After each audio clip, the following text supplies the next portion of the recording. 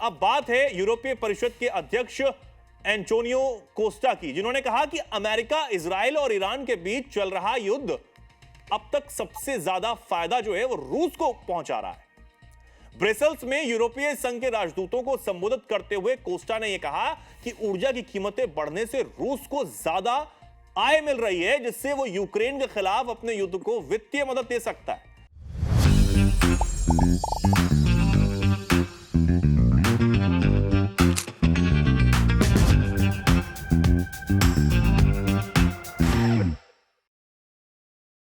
EU council के chief ये भी कहते हैं कि मिडिल ईस्ट में बढ़ते युद्ध की वजह से अंतर्राष्ट्रीय राजनीति और मीडिया का ध्यान अभी उसी क्षेत्र पर केंद्रित हो गया है। इससे यूक्रेन युद्ध पर वैश्विक ध्यान कम हो चुका है।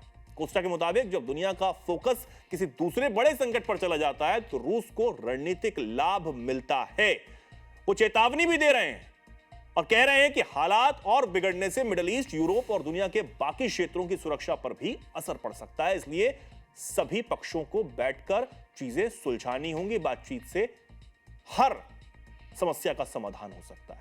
निपुण जी क्या कहेंगे, क्योंकि रूस यूक्रेन जंग को लेकर कहा जा रहा था नाटो की तरफ से, अमेरिका की तरफ से कि भारत जो है वो मदद पहुंचा रहा है। अब मिडिल ईस्ट में जो कुछ चल रहा है उस वजह से रूस को फायदा हो सकता है। क्या गणित है ये?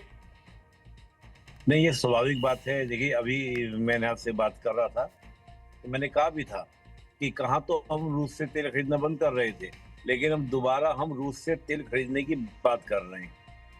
आप इस बात को समझ सकते हैं।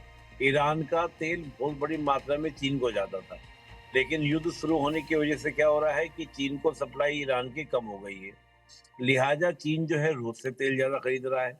तो आप देखेंगे और भी देशों को डायरेक्ट इनडायरेक्टली रूस क्या कर रहा है, कई देशों को अपना तेल बेच रहा है। चीन भी क्या कर रहा है, चीन ने हालांकि अपने एक्सपोर्ट अभी बंद कर दिए हैं, पर चीन भी क्या करता था, रशिया से तेल लेकर और देशों को सेल करता था। तो ये जो चीज है कि रशिया के लिए तेल के लिए अगर हम बात करें तो रशिया के लिए तो ये एक बेटर सिचुएशन हो गई, पहली बात। दूसरा, ये बात सही है कि जब पैसा रशिया के पास आएगा तो रशिया वॉर मशीनरीज में ज्यादा पैसा लगाएगा, उससे यूक्रेन में बढ़त बढ़ाने में या युद्ध को और जारी रखने में रशिया को मदद मिलेगी। और तीसरी बात क्या है कि सारा खेल तो मीडिया का ही होता है पूरी दुनिया में। किसी भी घटना में आप देखें, किसी भी वॉर में आप देखें, अब मीडिया का पूरा फोकस लगातार कई दिनों से, आप हो, हम हो, और चैनल में देखें, सब ईरान अमेरिका वॉर की बात कर रहे हैं। एक तरीके से यूक्रेन और रशिया का जो वॉर है वो एकदम साइड लाइन चला गया है। इससे जो पड़ने वाला दबाव था कहीं ना कहीं, चाहे यूक्रेन पे पड़ता था, रशिया पर दबाव बनता था दुनिया का, वॉर को रोको, वॉर को रोको, वो सारा का सारा क्या हो गया, आपका दूर हो गया, खत्म हो गया जी। तो इससे क्या है कि कहीं ना कहीं रशिया को, और जो रशिया खलनायक की तरह बनाया जा रहा था सबके द्वारा, वो अब बनने में आपको अलग देखने को मिलेगा। उस तरह की कंडीशन आपको देखने को नहीं मिलेगी। तो चीजें बदलेंगी, चीजें परिवर्तन क्या होंगे, पूरा आपका फोकस होगा किसकी ओर, इजराइल और ईरान की ओर। ये नेचुरल है, स्वाभाविक है।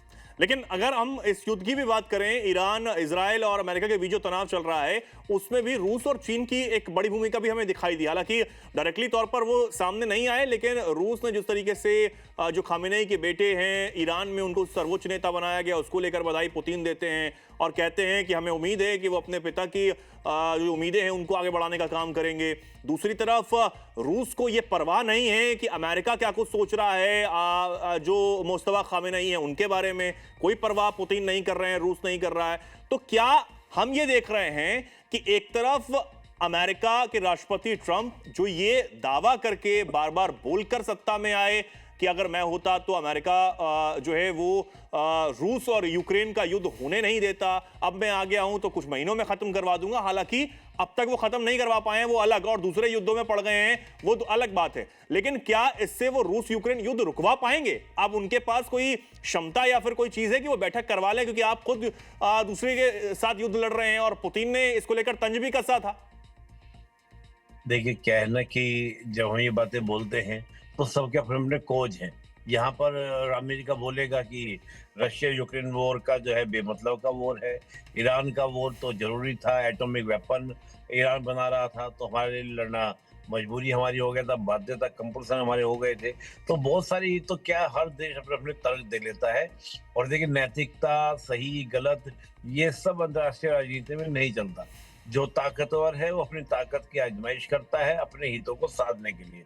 अमेरिका वही कर रहा है। कल को अगर ये ईरान का इजराइल का वो खत्म हो जाए तो वो फिर रशिया को कहना शुरू कर देगा कि रशिया आक्रमणकारी है, ये है, वो सब शुरू हो जाएगा। लेकिन ये बात फैक्ट है कि जो बात कही जा रही है कि ईरान के साथ जो वॉर अमेरिका का चल रहा है, देखिए एक सिंपल सी बात जानिए, आज की डेट ये है, आज का समय, आज का दौर ये है कि कोई भी देश अगर वॉर में जा रहा है, किसी महाशक्ति से लड़ रहा है, तो निश्चित रूप से क्या है कि उसके बैक सपोर्ट में अन्य महाशक्ति होंगी ही, तभी वो लड़ सकता है। जिस प्रकार की मदद यूक्रेन की अमेरिका, नाटो कंट्री कर रहे थे, आज उसी तरह की मदद ईरान को, चाहे इंफॉर्मेशन शेयरिंग की बात हो कि कहाँ पर मिसाइल मारनी है ईरान को, कहाँ पर नहीं मारनी है, ईरान को मिसाइलें देनी है, तमाम तरह का जो भी फैसिलिटीज है वो रशिया और चीन जो है पूरी उपलब्ध करा रहा है अमेरिका के अगेंस्ट, इसमें कोई दो राय नहीं है। और देखिए लगातार क्या है कि ये बहुत अच्छा वॉरफेयर होता है कि आप फ्रंट पे ना आकर बल्कि आप ईरान के कंधे में रख के बंदूक चला रहे हैं, और बल्कि ईरान को बंदूक दे दी है और ईरान ही खुद क्या कर रहा है, बंदूक चला रहा है। तो किसी भी तरीके से आप रशिया चीन को तो कह ही नहीं पाएंगे कि उनकी वजह से या वो इसमें डिस्टर्बेंस कर रहे हैं, उनके ऊपर अटैक हो जाए। अटैक किसके ऊपर होगा? ईरान के ऊपर होगा। और ईरान किस पे करेगा? इजराइल अमेरिका पे करेगा। तो नुकसान किसका होगा? अमेरिका इजराइल का होगा, ईरान का होगा। अमेरिका इजराइल तो शत्रु है, और ईरान पर होगा तो ईरान कौन सा सगा है? कम से कम हमारी जमीन तो बच गई। ये सिंपल सी थ्योरी है जिसको लेकर ये कंट्रीज कोई भी हो, यूक्रेन के थ्रू और रशिया से वॉर कराने का मतलब यही था, ताकि रशिया की जो पावर है उसमें क्या हो, कमी आए। नहीं तो यूक्रेन को क्या जरूरत थी तानातानी करने की? तो ये इन सब वॉर के पीछे एक्चुअली दिखने में आपको ईरान इजराइल दिखता है, लेकिन रियलिटी में वो नहीं है।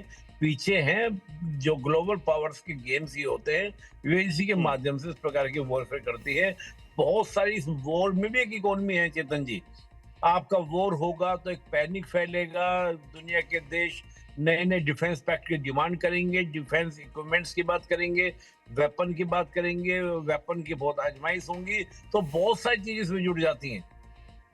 बिल्कुल। और बिल्कुल सही कह रहे हैं कि मुखौटा है ये सब कुछ, लेकिन इसके पीछे एक बहुत बड़ी रणनीति है, एक राजनीति है कि किस तरीके से ये युद्ध जो है वो किया जाए और क्यों किया जाए। खासकर अमेरिका जो अपने हितों को ही, अपने चीज़ों को हमेशा बढ़ावा देता आया है, वो शायद किसी को आगे नहीं बढ़ने देना चाहता। ये भी एक बहुत बड़ी चीज़ यहाँ पर निकलकर सामने आती है।